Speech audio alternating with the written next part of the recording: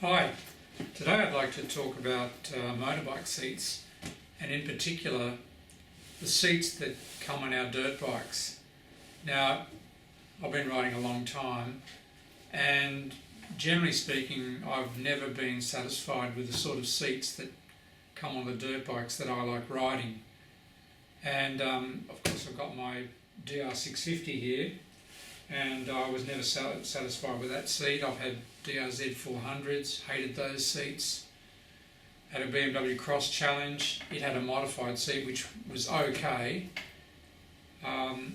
So they're the recent bikes that I've had, and I've now bought a KTM 500, and I'm having to go through the same old process of fixing the seat up. So I've decided to have a go myself because I like having a go at things, and aftermarket seats cost a lot of money. So we'll just talk a little bit about what I need in seats and what I've done with them. This is my DR650 seat, and this is not the original seat. I bought one of the ProCycle USA comfort seats for it, and the very first time I rode it I just wasn't happy with it. It's a lot wider than the standard seat, but the problem with it, and the problem with many of the seats that you buy, is that, and in the dirt bike seats, the seats run downwards from the back to the front, and they tend to run upwards like that. And so what I found with the ProCycle seat was that it was sloping downwards like that, and I was actually sitting on the downward slope. And I've over many years I've worked out that to be really comfortable you need to be sitting on a flat section, not a sloping section.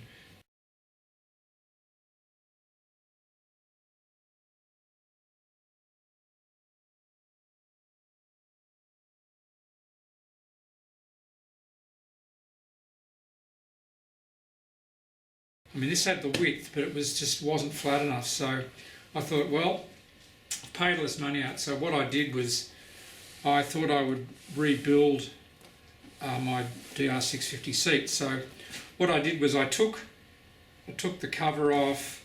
I took the ProCycle foam seat completely off, and what I did was I started cutting into the standard narrow seat. To cut a long story short, I chopped a big piece out of the middle, I carved it and flattened it, and I progressively widened it by gluing foam into it on the sides and on the top. And so I've ended up with this, and luckily for me, I was able to basically reuse the ProCycle seat, although I had to sew some widening bit of vinyl on the sides because I've now made this seat so wide it wouldn't stretch around, but I did that pretty well with one of those hand sewing wheels. So now I'm really happy with this. And just to give you an example, this seat, the width of it is 350 millimetres right out to the edge. Probably the seated flat area here is probably about 320 mils. So that's a huge increase on the width of the standard seat. What we have here, this is the original seat from my KTM 500, and I just put it on top of my widened DR seat. And this gives you an example of, well, it's crazy, but I don't know how anybody looking at that compared to that, how could anybody be comfortable sitting on this narrow little plank of a seat? And the DR650 seat, the standard seat, is about the same width. It may be a little wider, and it might have been a bit taller or thicker, but it was about that thickness. And I found that terrible. Well, you know, the KTM seat's even worse. So that shows how much widening I've been able to sort of get out of the DR seat, and I'm all day comfortable now on this DR seat. I could be, riding from 8:30 in the morning, have a break mid-morning, coming up to lunchtime. You're generally sitting down, and get up occasionally, but you can feel your backside a little bit towards the end of the morning, but then by the time you stop and have lunch you're fine again. So I'm pretty right all day riding on this seat, so day after day no problems. Okay, here's the Modi KTM, and what we've got here is a seat concept seat. The bike came with this. I bought it second hand and it had a few parts. And okay, so everyone talks about seat concept seats and say how great they are, but even this seat, what are we looking at? 190 millimetres width. My DR seat was 350. Now, I think this is a tall seat, and just as a comparison, here's the original seat, and if I lay the original one over the seat concept seat, it's basically the same width. It's a tiny bit wider here, but it might be 10 mils wider on each side. For the life of me, I can't work out how people could be happy with such a narrow seat. And these aren't cheap. These are $400 odd Australian dollars. They're very well made, and I noticed I think they're also making wider seats now for the new KTM 690. But so that was never an option. I have never ridden this bike with a seat concept seat, apart from round the block, because I just know straight away I'm not going to be comfortable with it. So I've made my own arrangements. What I've done with the KTM, they come with a plastic base. It's very thin and flimsy. So what I did, there's the standard seat. I've taken it off, and I'm not going to. At one stage I was contemplating cutting, but I thought, no, hang on, try and keep it all original so it can be put back together one day. But give you an example, that's how it looks on the standard KTM seat base. But what I've done is I've widened the seat base, and it wasn't exactly easy. It's just so narrow, and if you're going to widen the seat, you can sort of taper the foam out from the base and up, but there's a limit to how wide you can do that, particularly when the base is so narrow.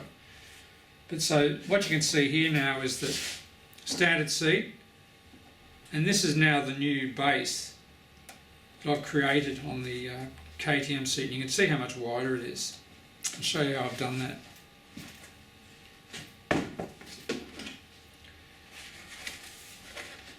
You can get an idea. I used an old aluminium sign that I had.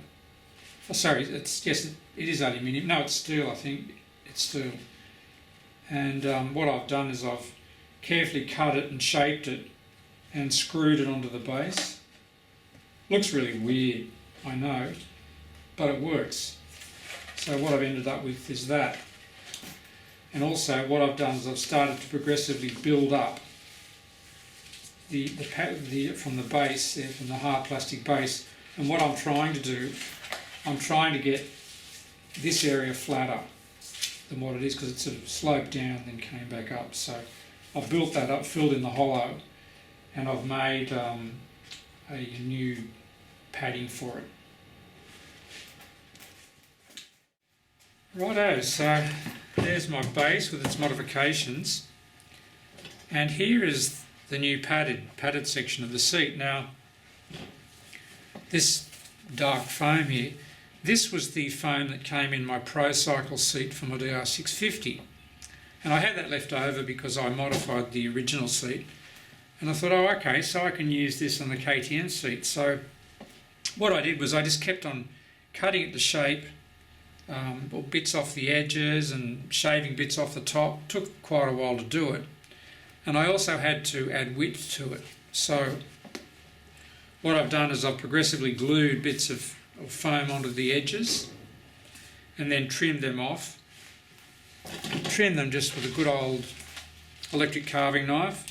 Just had that lying around from the 70s and 80s. No one uses them anymore, I don't think. But that's as good as anything. It's a bit rough, but it works. And so I eventually carved it down to a certain shape. And so I had a sort of preliminary seat.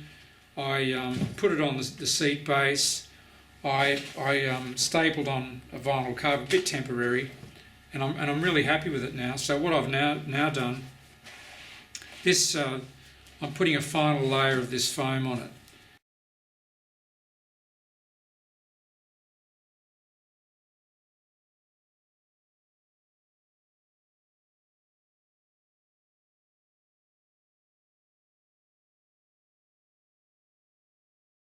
Now this is the sort of, it's carpet underlay, and you can see this all over the place. I actually found some of this that was just left out on the footpath of a housing development I ride my bicycle through.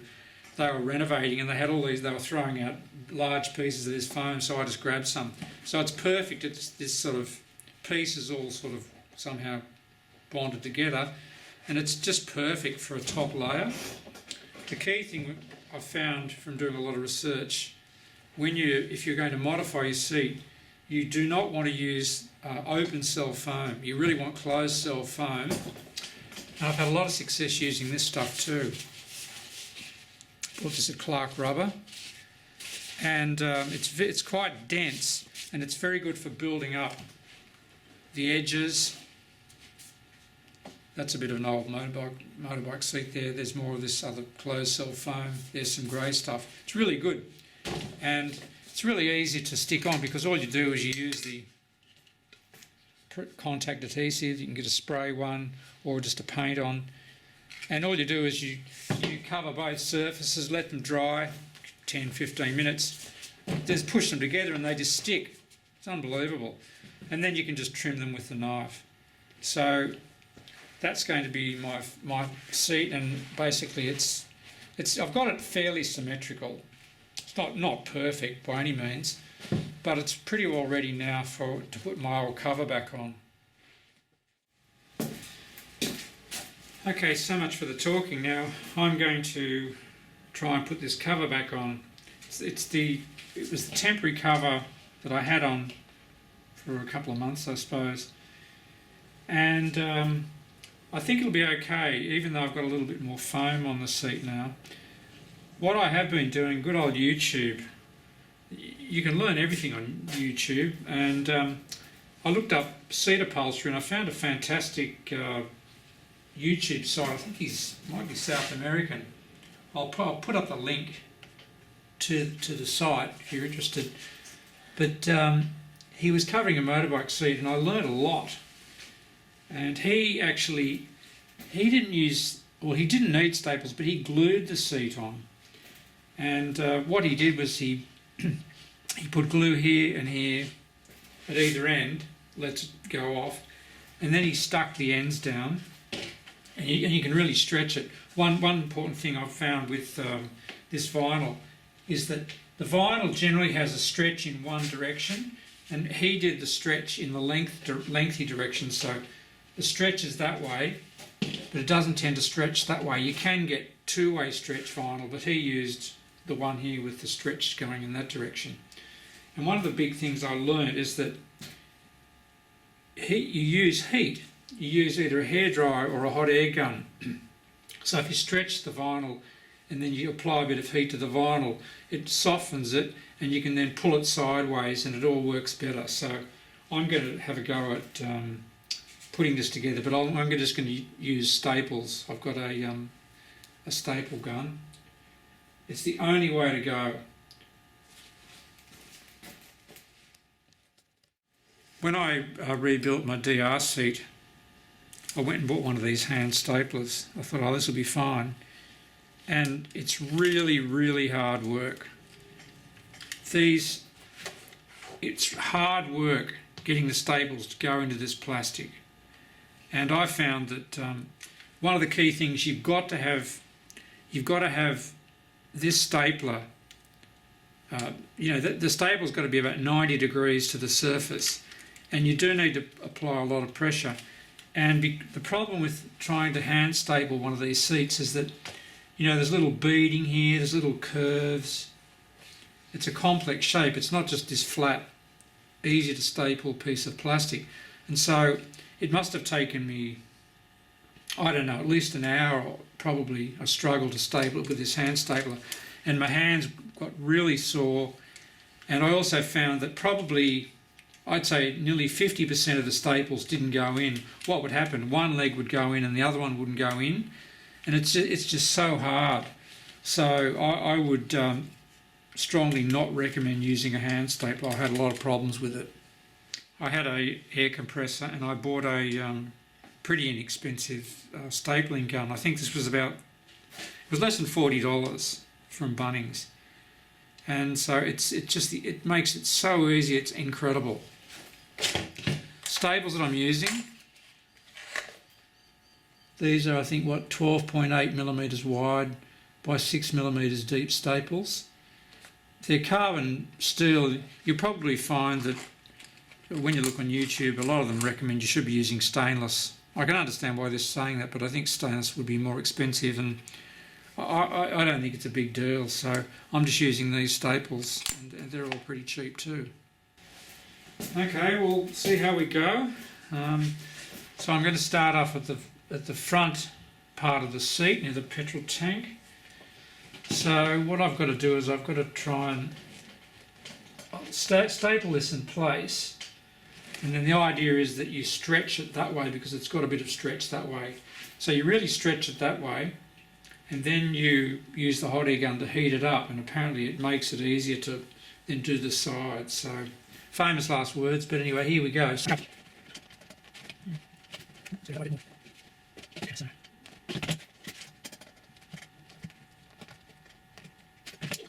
finger. Step it out.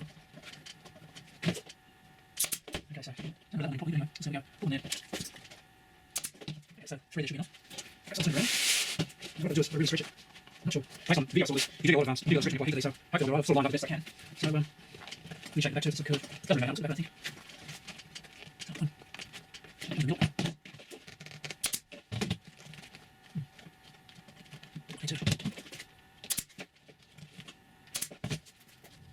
Okay, so the front and back ends are stapled now, and I've got like that. Maybe I should have stretched it a bit more, I'm not sure, but it's quite a long way down. So what I'm now going to do is use my hot air gun. I have to be careful. And what they do is they sort of run it over here and heat the thing up, and then you've got to sort of pull it down, and with me pulling it down there's still a bit of a gap there, so I think what I've got to do is heat up this area here, and then pull that down like that and staple there. I didn't do that the first time, and I think that might be the reason why I had a bit of a sort of, it was standing a bit proud there. So I'll do that, and then I'll sort of do the back like that.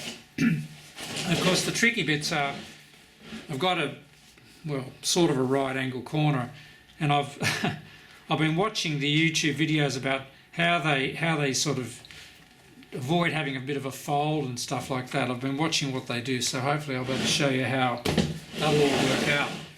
I modified the seat.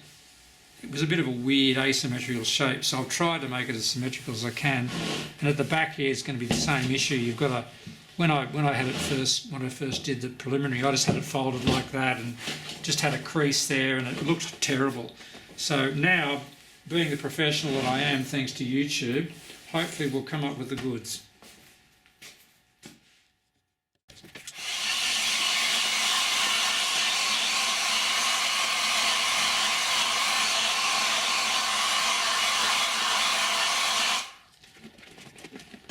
We can make like that.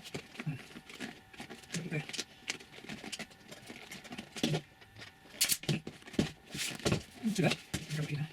Leave it slightly here. I'm going to rip the first one. Down there. Okay. Increase there, it's not too bad. Floor.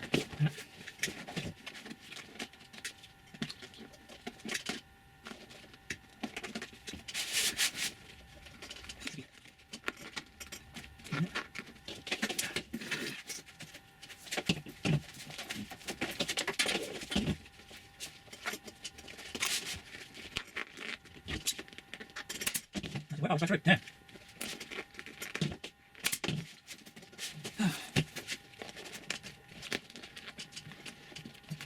Fingers. So put the at the same time.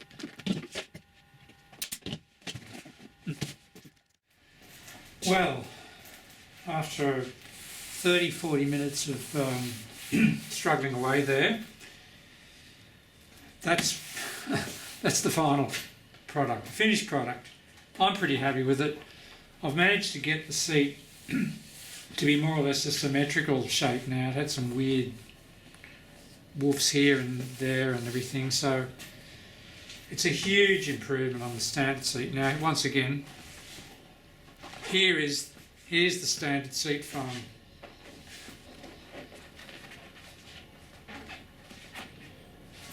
So you can see how much I've widened it. And I know it's going to be more comfortable in my prototype because of this layer of foam I've put on top. I couldn't quite get the underside to be really neat, but it still looks pretty decent. So I'm quite happy with that. So just checking the width of my wide DR seat was about 350. And what have I ended up here with? Yeah, about 310, 315. That's pretty good considering how narrow the KTM seat base is. And I've already found that it's comfortable all day, so it's not too bad. It's a bit of a bump here. Oh, it's just bad luck. So no, I'm pretty happy with that. So it's worthwhile persevering, I think. So here's a side view of the KTM looking to the DR, and I'm pretty happy with the way I've managed to get this fairly flat, which is what I want, which is what I think makes for a more comfortable seat.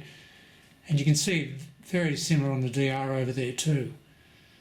So looking forward to now giving it a try in the dirt.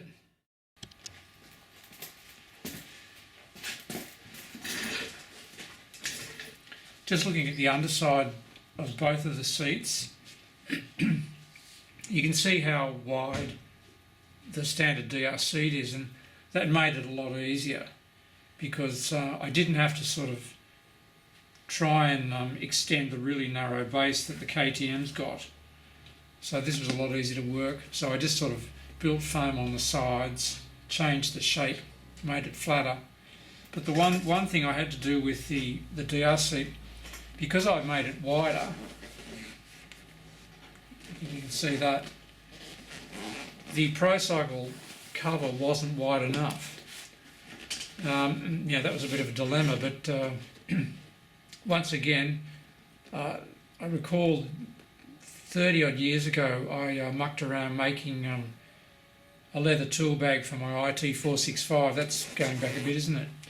And I made one out of leather and I sewed it together with an old-fashioned sewing awl. Here it is here, the Speedy Stitcher sewing awl. Just ordered this off eBay or somewhere like that. And talk about ancient history, but it really works. I've got this black twine, but basically what I did was I had to, all of that was the vinyl I had to sort of connect to the ProCycle seat. So I had to do that on both sides. And I don't know if you can see that, but that's where I sewed it. That's my join there. And it's really, really strong when you use this sewing awl. So that worked really well.